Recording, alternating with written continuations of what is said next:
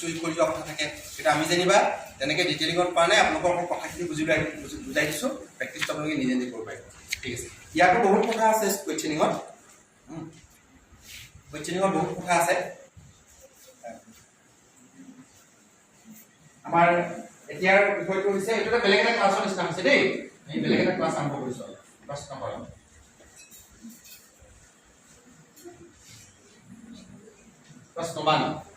প্ৰশ্ন কৰক। One click লিখিছোঁ মই, এনে চাই ল'বলৈ লিখিছোঁ। এটা লিখি ল'ব লগা নাই, লিখি লওক। ইয়াত লিখিছোঁ good questioning is an art and teachers need to be skillful questioners. Good questions will stimulate the listeners to think. ল'ৰা ছোৱালীক ভাবিবলৈ stimulate কৰিব, to reason, to evaluate, to create and respond, which helps in broadening the horizons of one's knowledge. যদি ভাল প্ৰশ্ন কৰিব পাৰোঁ তেতিয়াহ'লে ল'ৰা ছোৱালীৰ এইখিনি ডেভেলপমেণ্টখিনি এপ্ৰপ্ৰিয়েট হ'ব, ভাল হ'ব। সেইকাৰণে ভাল প্ৰশ্ন কৰিবলৈ শিকাটো খুব দৰকাৰী কথা। গম পাইছে কথাটো? বিকজ লিখিলে মানুহৰ কনচেনট্ৰেশ্যনটো দৰকাৰ হয়, আৰু কনচেনট্ৰেশ্যনটো আপুনি লিখালে লৈ যায় তেতিয়াহ'লে আপুনি শুনাত কনচেনট্ৰেশ্যন দিব নোৱাৰে। সেইকাৰণে শুনি ল'ব। ঠিক আছে, প্ৰথমতে আমি পঢ়ি লওঁ কথাটো। By fluency in questioning we mean the rate of meaningful questions put per unit of time. এটা ইউনিট অফ টাইমত আমি কিমান মিনিংফুল কুৱেশ্যন সুধিব পাৰিছোঁ। ইউনিট অফ টাইম ধৰা হওক 1 মিনিট, এইটো ইউনিট অফ টাইম। এইটো ইউনিট অফ টাইম কৰি আমি উত্তৰ উলিয়াব পাৰিছোঁ।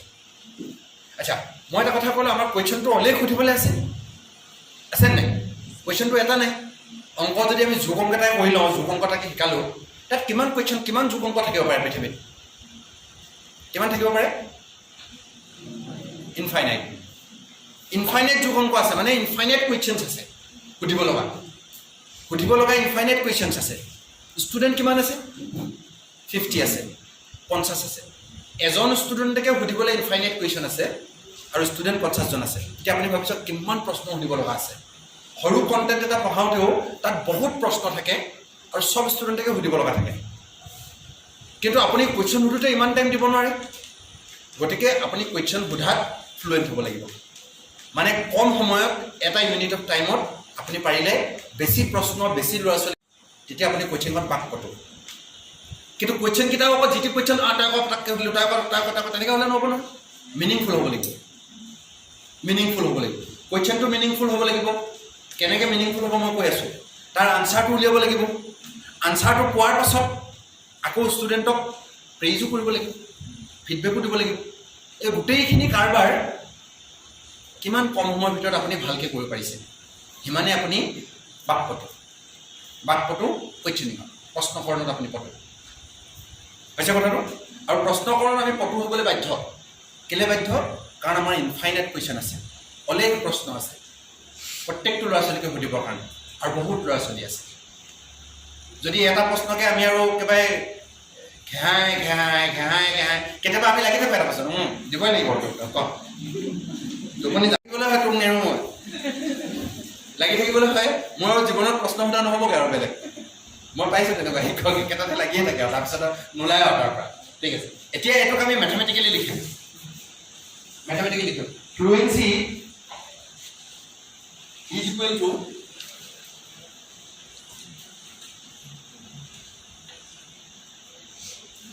লিখিম number of question divided by time. Fluency to लेके लिखो F is equal to NQ by T. F माने fluency in questioning. FQ लिखियो दे, নহলে आपले F নহলে ভাল লাগে। FQ F number of questions, T माने time. If this is 5, এজন মানুহৰ ধৰিছো person 1 ক্ষেত্ৰত আমি কিমান পালো 5, person 2 ক্ষেত্ৰত আমি কিমান পালো ধৰিছো 7. Who is fluent? Person 2 is more fluent than person 1. আপুনি কিমান বেছি সুধিব পাৰিছে, বেছি কুৱেশ্যন সুধিব পাৰিছে এটা unit of time. per unit of time. The meaningful question. Khali MQ je likhisu number of question, okol question number to sale no hobo khali. Meaningful hobo লাগিব. The meaningful ketia hobo ami koi asu. Hoise ami define kole ki likhom fluency in questioning hoise rate of asking question in a unit of time. In a particular unit of time. Particular unit of time. Formula কি করো FQ equal to MQ by T. হল এটো হৈছে fluency in question এজনক আমি fluent বুলি কম হ'ব ইয়াত লিখা আছে asking as many meaningful questions as possible within a given unit of time. এটা unit of time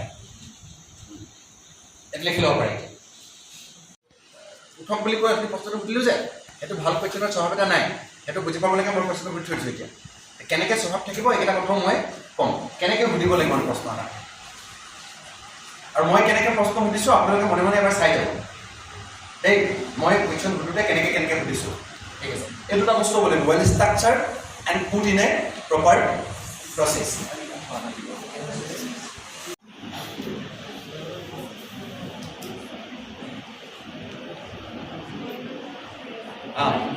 ঠিক আছে ওয়ান ক্ল্যাপ প্রশ্ন বলি কম রব মই যা পাতিম তেওঁ কম আপনি আপনি আপনি কম এতিয়া প্ৰশ্ন এটা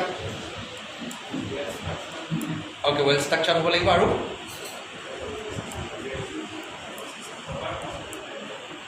আকৌ ভালকৈ কৈ দিয়ক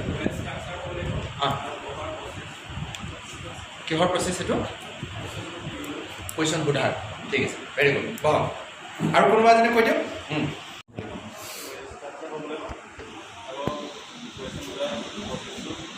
প্ৰপাৰ ঠিক আছে ভেৰি গুড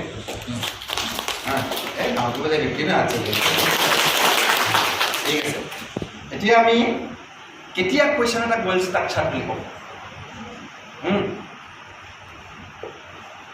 কুৱেশ্যন এটাক আমি কেতিয়া ওয়েল ষ্ট্ৰাকচাৰ কুৱেশ্যন বুলি কওঁ এই দুটা কথা আমি পঢ়িম এতিয়া meaningful question বুলি কেতিয়া কম well structure হ'ব লাগিব আৰু put in a proper process put কৰিব লাগিব ঠিক আছে এতিয়া আমি প্ৰশ্ন সুধিলে well structure প্ৰশ্ন সুধিব লাগিব হৈছে well structure প্ৰশ্ন সুধিব লাগিব আৰু প্ৰপাৰলি সুধিব লাগিব এতিয়া কেতিয়া আমি প্ৰশ্নটা well structure বুলি কম সেই কথাটা আমি কম well structure বুলি কেতিয়া কম ঠিক আছে ইয়াৰ কেইবাটাও কথা আছে নাম কি তাৰিখ পাইছো প্ৰথমটো কি আছে ক্লাৰিটি সেকেন্ডটো কি আছে কাৰেক্টনেস থাৰ্ডটো কি আছে কনসাইসনেস ফোৰ্থটো কি আছে স্পেসিফিসিটি ফিফথটো কি আছে ৰেলিভেন্স সিক্সথটো কি আছে কোহেৰেন্স এইকেইটা স্বভাৱ থাকিব লাগিব কোৱেশ্চন এটা এটা কোৱেশ্চনটো বুঝোতে আপোনালোকৰ কোৱেশ্চনটোৰ এইকেইটা গুণ থাকিব লাগিব তেতিয়াহে কোৱেশ্চন এটা আমি ওয়েল ষ্ট্ৰাকচাৰ কোৱেশ্চন বুলি কম শুনিছে কেনেকৈ পুট কৰিম সেইটো আহি আছো কিন্তু প্ৰশ্নটোৰে এইকেইটা গুণ থাকিব লাগিব এইকেইটা গুণ বা কেনেকুৱা এতিয়া মই আকৌ সেইকেইটা কম এইকেইটা কেনেকুৱা গুণ মানে ক্লাৰিটি মানে বা কেনেকুৱা ন কাৰেক্টনেছটো বা আমি বুজি পাওঁ কনসাইসনেছ বা কেনেকুৱা ঠিক আছে শ্ৰেণী কথাত প্ৰশ্নটোতো লম্বা কুৱেশ্যন সুধিব নোৱাৰি 20 নম্বৰীয়া কুৱেশ্যন সুধিব নোৱাৰি নহয় ন কেই নম্বৰীয়া সুধিম আমি 1 নম্বৰ 2 নম্বৰ তেনেকুৱা প্ৰশ্ন সুধিম বা 3 নম্বৰ 4 নম্বৰীয়া তেনেকুৱা ধৰণৰ ঠিক আছে এটা প্ৰশ্ন প্ৰথমতে সকলোৱে লিখক ধৰা সেই প্ৰশ্নটো আপুনি সুধিব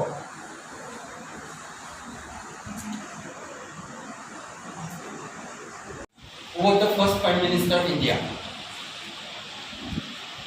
মোৰ প্ৰথম ক'ব লগা হৈছে প্ৰশ্নটো কেইটামান অদৰকাৰী শব্দ আছে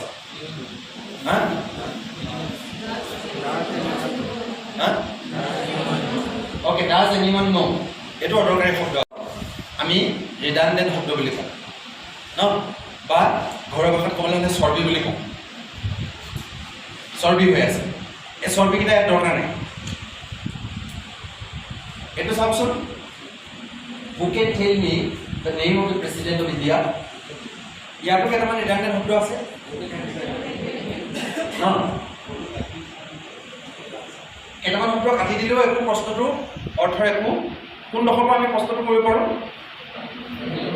name the president of India, অফটো দৰকাৰ নাই ন, name the president of India হ'ল, ঠিক আছে।